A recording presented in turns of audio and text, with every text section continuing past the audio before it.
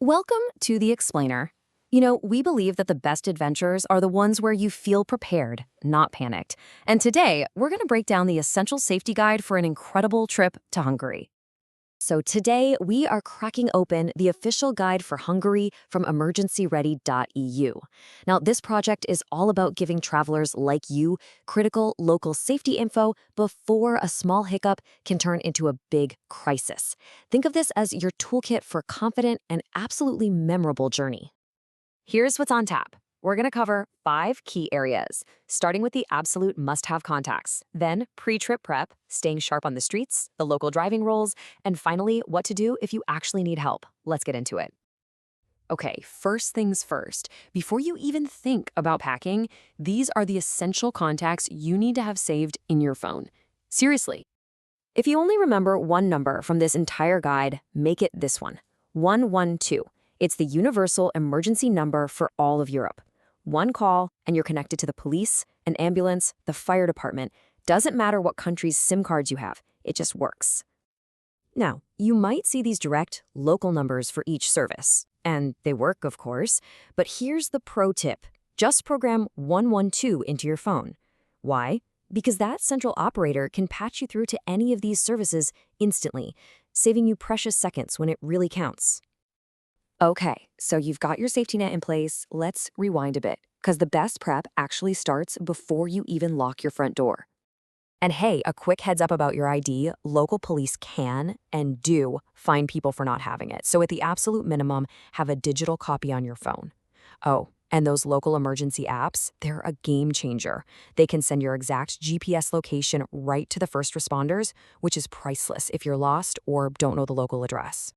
Here's a really key detail that catches a lot of people out. Hungary is in the EU, but it does not use the euro. The official currency is the forint. And, this difference is sometimes used in scams. So just make it a habit. Always double-check prices in forint and always ask for a printed receipt.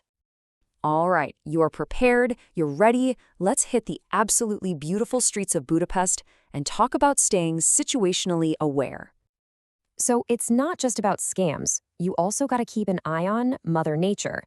The guide points out 2 big things to be aware of: flooding from the Danube River, which can shut down roads without warning, and some really intense summer heat waves. Your best bet? Always check the local alerts before you head out for the day. So this is the million-dollar question, right? How do you actually avoid those common tourist traps?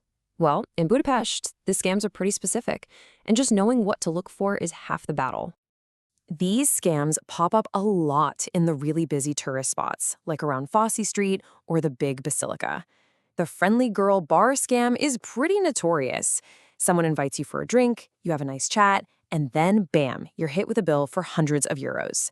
Your best defense is just being aware and having a polite no thank you ready. Okay, if you're even thinking about renting a car in Hungary, you need to pay very close attention to this next part. The rules of the road here have some crucial and super strict differences that can really catch you by surprise. And this number says it all. Let's start with the single most important rule. In Hungary, the legal blood alcohol limit for driving is 0. Not 1 drink is okay, not close to 0. It is absolutely 0.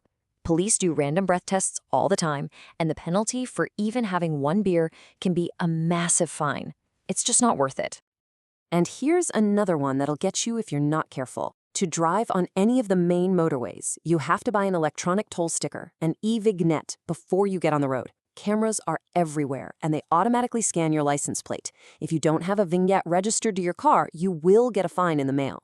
So make this the very first thing you do. And trust me, they are not kidding about the speed limits. There's a huge camera network called Vita that tracks not just your speed at one spot, but also your average speed between 2 points.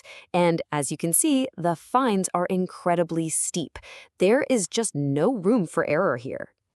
So at the end of the day, it's really about adapting to the local driving style. Your headlights have to be on outside of towns, even during the day. In the cities, trams always have the right of way. And on the highway, yeah, you're going to get tailgated. The best thing to do is just stay to the right and keep a safe distance.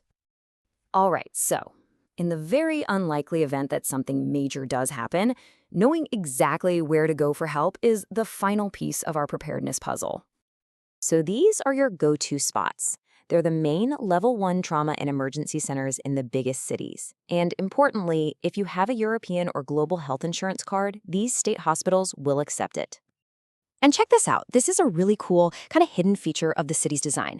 In a major civil emergency, the deep metro stations in Budapest are built to double as public shelters. We're talking blast doors, backup power, and their own air filtration systems. Pretty amazing. Look, the whole point of all this isn't to scare you or make you worried. It's actually the opposite. It's about building your confidence. Because when you know how to handle the unexpected, you're free to just relax, explore, and soak in the whole incredible experience. So yeah, this explainer was all about Hungary, but the big idea here, that mindset of being prepared, that applies everywhere. So for your next trip, no matter where it is, what's the one thing you'll do differently to travel with a bit more confidence? Thanks for watching the explainer. Travel smart.